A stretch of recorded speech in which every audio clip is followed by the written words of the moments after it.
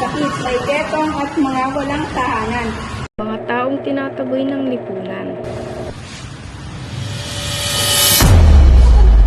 Bakit ba napakaalala mo sa akin? It's not much how we do. It's how much love we put into what we do. Kung magbigay ng pag-ibig ngayon, bakit hindi ko pag-paliban?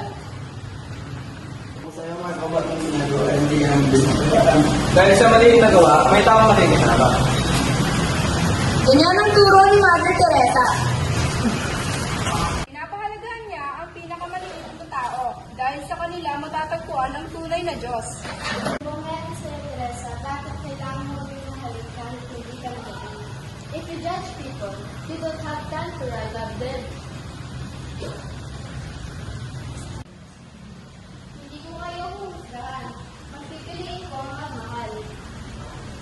Si Mother Teresa ay hindi nagtayo ng monumento, ngunit nagtanim siya ng kabutihan at nagtulak sa iba na magmahal at maglingkod. Walang sigawan, walang yabang, at puso ang umiiral. Ang pinakamadaling gawin ay tumalikod, pero ang pinakamahalaga ay tumulong, kahit isa lang. Doon nagsisimula ang tunay na pagbabago.